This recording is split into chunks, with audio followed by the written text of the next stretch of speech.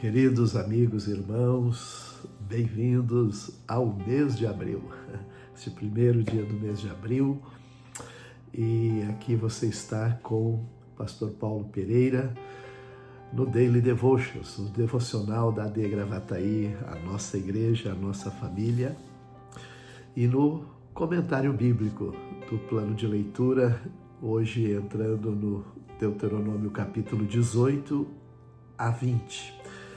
E nós, mais uma vez, estamos vendo a estrutura da organização de Israel, desde os que, ao adentrar, quando eles estavam para tomar posse da terra, as orientações de Moisés que deveriam então escolher e lançar sorte sobre as porções de terra para cada tribo, mas a tribo de Levi seria diferenciado. Dela, os sacerdotes, que eram da linhagem de Arão, e os demais levitas de outras clãs, eles viveriam não com terras que eles poderiam produzir, serem bem prósperos, não, eles viveriam da estrutura do culto, da religião, então dos dízimos, ofertas que o povo traria para a casa do Senhor, sabe? E é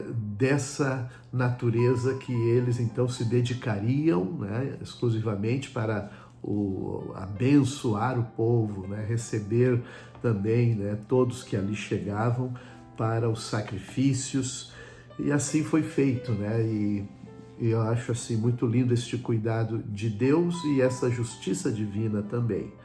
Agora, quando eles haveriam de entrar, era sabido, notório, que o povo tinha costumes, o povo da terra de Canaã, os povos pagãos que adoravam outros deuses, os ídolos de pedra, de pau, e objetos, e sol e lua, e o povo de Israel não deveria de ceder às práticas desse povo que era detestável ao Senhor. Isso está no aspecto da vivência social, familiar, coisas horríveis que eles faziam e não tinham limites para a sua ganância, malignidade, carnalidade, e faziam muito mal, não só aos outros, como às suas próprias famílias. E é aqui que Israel entra como realmente uma nação orientada pela palavra do Senhor. Dentre isso tem as partes místicas, que é onde muitas pessoas também têm os seus temores sem saber realmente a origem do que isso pode provocar ou provoca o mal que ali está. E o Senhor fala claramente, tenham cuidado para não imitar esses costumes detestáveis das nações que vivem ali na terra de Canaã. Ele disse aqui: jamais haverá, ou deverá haver entre vocês quem queime seu filho ou sua filha como sacrifício. Isso era prática lá.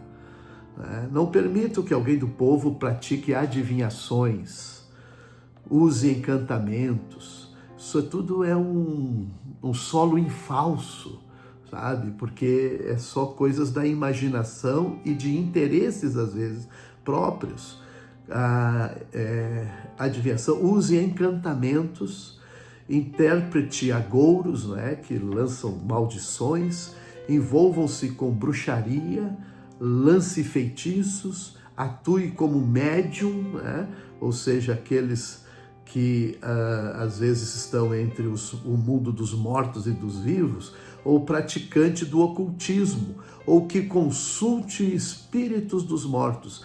Quem pratica tais coisas é detestável ao Senhor, sabe? Porque a nossa orientação vem da palavra de Deus, vem do Senhor, só Ele nós buscamos, oramos somente a este Deus, e é justamente isso que as outras nações praticavam e desagradavam ao Senhor. Aí ele disse: expulse essas nações. Muito bem, e outra coisa é como nós podemos saber se um profeta é de Deus e não. Aqui Moisés ele diz claramente, que que o Senhor levantaria um profeta, assim como Moisés, e aqui os comentaristas sempre atribuem a Jesus, né? Mas aqui ele dá então essa orientação, né? Talvez vocês perguntem, como saberemos se uma profecia vem do Senhor ou não? Então, primeiro você e eu jamais deveremos forçar o cumprimento de uma profecia. Quando é de Deus, a gente não precisa forçar nada. As coisas vão acontecer no tempo de Deus, na hora de Deus, né?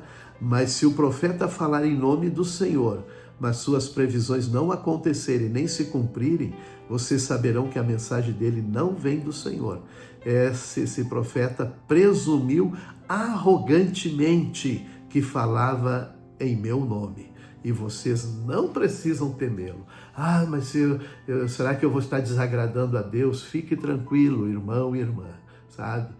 Espera no Senhor, vá para a palavra de Deus, perceba como Deus agiu com as experiências bíblicas e você vai então perceber já um bom discernimento, mas aguarde também.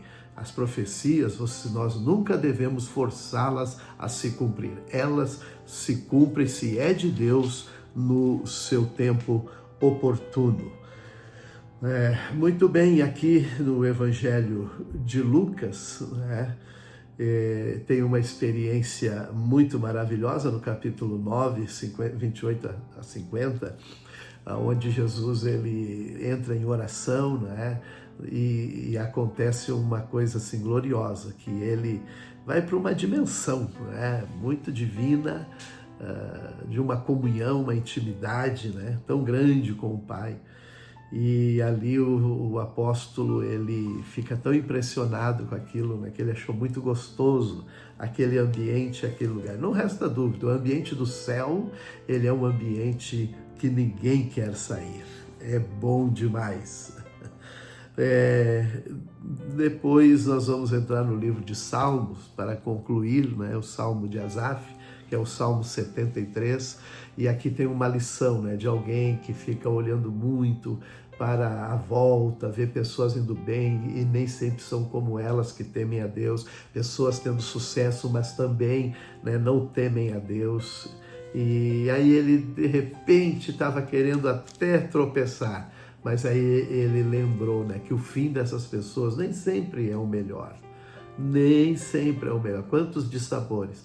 Mas até que ele entrou na casa de Deus. E aí ele viu realmente o que é o resultado do caminho do justo. Deus abençoe para a gente permanecer fiel e estar em pé diante do Senhor.